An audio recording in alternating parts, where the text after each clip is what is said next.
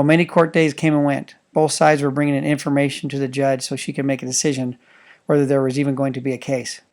If not, we were told we would never see AJ again. Finally, that decision was to be rendered on Monday. I was doing very good about trusting God until late Friday. We received over 100 pages of false allegations, flat-out lies about Chris and I. They are from AJ's attorney, her birth mom's attorney, and the DCFS attorney. It looked obvious to me that they had collaborated on this, changed the wording around to make it look like there were lots of different accusations, etc. It mostly said all the same nonsense. We felt that they were trying to bury us and the judge in paperwork to stop the case right now. All they had to do was give the judge any kind of doubt at all, and she would have to say no to the case. She worked for the same people within the DCFS organization. My attorney friend, Mike, after reading all these pages, said to me that this case is over. It's been buried 3 days and in the tomb, and only God can resurrect it. Cases rarely go to court anyway, and this one was done. Interestingly, as I noted, DCFS sent these 100-plus pages out late Friday afternoon, right before the judge's decision was to be made that next Monday morning. I looked at all this false stuff and said to myself, if I was a judge, I would not grant a case. Then Darryl called me and told me that Clyde Rivers was going to be back in town that Saturday night. The next night. We had not seen Clyde since the day he was released from the hospital as an infant, when he said that God had saved her life. I had never met Clyde personally, and neither had Darryl or anyone else I knew, but I prayed throughout the day on Saturday for God to speak to him about this case. This time I was desperate to hear from God. We went to the church that Saturday night, October 21st. It was a large church this time, and about 50 people came, with about 20 from our church. No one there had seen Clyde since 14 months earlier. Clyde worshiped like crazy again with everyone and then started to preach.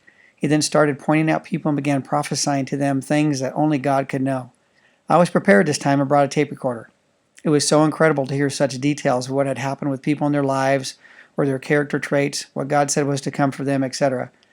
It was very interesting that he only pointed out people from our church this particular night. When it was over, everyone in our church was hanging out, talking while all the other people left. I said to the group, I need to go thank Clyde for being obedient to the voice of God, as it must be a challenge, as I am sure he is ridiculed from believers as well as non-believers for being prophetic. I simply went to say thank you and shake his hand. As soon as he grabbed my hand, he began to talk loud and clear. Everyone stopped talking and listened to what he said.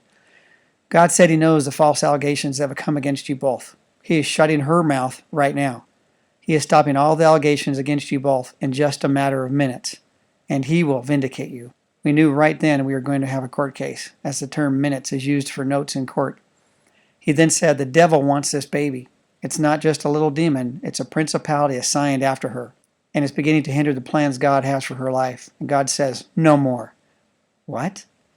I had no idea what that last statement meant, except that he was very serious, and it was like a warning to pray like never before. Then Clyde went to turn away and then turned back and said, she is coming back to you. Wow. I was looking forward to Monday morning. When we got to court, many friends were waiting outside there, and we all prayed before Chris and I went into the courtroom. The short story is that the judge looked over all the paperwork, looked at the 3 opposing attorneys, and said there's a lot of information here, but I do not see any facts to back it up. She then said she would grant the case, and she awarded us de facto parent status, which meant we would have the rights just like a parent would. She also granted us visitation rights to start seeing AJ again to keep the bonding going in case she came back home to us. And at that, the 3 opposing attorneys all stood up and began to argue with the judge. I could not believe what I was seeing. It was obvious this was not the normal thing that happened. It sure wasn't normal to see attorneys arguing with a judge. She told them all to sit down and shut up. I almost jumped out of my chair and yelled, Yahoo! God is so awesome, but decided just to hold my composure. The DCFS attorney then stood up and said to the judge, but Mr. Midkiff used to drive by the foster parents' home and pray for them while on his way home. Everyone in the courtroom looked at him like, so what? During the next few months were many, many court dates, waiting in the room to go in, delays, lies against us, and the days that seemed like weeks. Right at the beginning, the DCFS attorneys began the lies and stating things like AJ's mom said negative things about us, and these were totally made up by them. AJ's birth mom had not seen us for a long time, or AJ, and we had tried to help her, and we did see her months earlier, and we cared about her and considered her a friend. At the next court date, I had pulled in the parking lot, sat in my car, and prayed for God to bring AJ's birth mom to the court or have her call me. I really wanted some of their lies exposed. As soon as I finished praying, Shelley's father, AJ's grandfather, pulled up next to me. Again, I was amazed. Why, I don't know. God is so awesome. It was amazing to see him, and I immediately said hi and asked how AJ's mom was doing. He said not good, and she really needed help. I gave him my cell phone number and asked him to have his daughter call us. She called me later that day and asked for us. She was homeless, out of insulin, and had no food. So Chris and I went and picked her up, fed her, got her some clothes, and found her a home to stay with at a lady friend of ours at church. We told her all about what was going on, what the attorneys were saying, etc. She was very upset that AJ was not with us. Chris helped her out by taking her to the social services to get her medical insurance reestablished, to replenish her medicine, and help her out in other ways she needed as well. She gladly testified about us, who we were, how we had helped her in the past, and now as well, and that she wanted AJ back in our home. She also stated that she wanted to get herself better and get AJ back for herself. That was a bit of shock for me to hear, as she had not been around for such a long time and DCFS was ready to terminate her rights. She had barely seen AJ for 15 months. Anyway, it was her right to try. Well, the court case went on for months. Somewhere in the middle, the DCFS brought in their top-rated attorney to replace their current attorney and conveniently delayed the process further by doing so. Well, it did not stop God in what he was going to do. The judge allowed us to use the video that Melinda Sweet had taken the day AJ was picked up from her home. It obviously disproves the claims that she was skinny, underfed, and unhappy.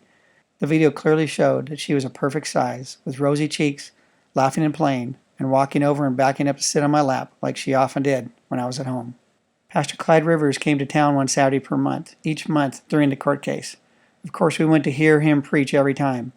Each time we went, while he was preaching, he would have me stand up and would say, "God says," and tell us what was going to happen in court the next week. It happened just like he said every single time. It was so incredible, miraculous. More and more people came to these monthly evening sermons to hear Clyde preach and to hear what was going to happen next. This case was becoming huge. Just before Christmas, DCFS came up with some other reason to delay the process, and I was very upset that day, since I was praying and hoping to get her back before Christmas.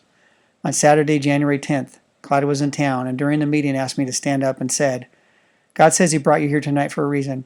It seems like there are hindrances, but God wants you to know he's in control. It's not for your glory, but for his glory. Someone in the enemy camp will vindicate you." On the weekend just before our final scheduled court date, Pastor Clyde came to town. This court date is when DCFS was going to bring in their director and final star witness. So we went to see Clyde preach at the same church he was coming to once per month. This time, again, right in the middle of his preaching, he stopped and said, "Mike Midkiff, please stand up. God wants to tell you something right now." He went on to say with an authoritative voice, "On Monday, God will have their star witness against them." That was it. That was all we needed. This was going to top the cake of amazement for me, my wife, and many others. God is in charge, and I was looking so forward to court on Monday. It was incredible. We arrived to court, and sitting there was the foster mom that AJ had been originally taken to after she was taken from our home. I could tell she was not comfortable being there, but briefly I said hi and said we were glad she was there. Chris and I knew now this must be their star witness. We did not know why she would witness against us, as her and her husband saw the real truth. However, they were so afraid of losing their foster son that they gave AJ over to a different family and did not want any further contact with us because of DCFS case. The DCFS really scared them. If it wasn't all that God had done and spoken through people, we would have been very unsure what was going to happen next. We were so grateful we had God on our side. Romans 8:31 says, "If God is for us, who can be against us?" Well, the first person to take the stand was their director, the very gentleman who lied to me over and over, yelled at me on the phone, called me names, and very much tried to constantly intimidate me. His story was full of holes, and he was very unprofessional on the witness stand. Next, they brought in AJ's former foster mom. The DCFS attorney only asked her 2 questions. As he received her answers, which were completely opposite of what he expected, talking very well of us and refuting what they were trying to negatively say about us, he said he had no further questions. I nudged our attorney and said, "Go for it," and he did. She even said every time AJ heard a horn honk, she would look at the foster mom and excitedly asked if that was Mommy. It was amazing as she witnessed against them, just as God had said through Clyde. Through it all, the judge kept very quiet, with little to no expression. With everything else the DCFS lied about, schemed about, finagled, we had no idea where the judge stood. She scheduled the next court date 1 week from this day to make her decision.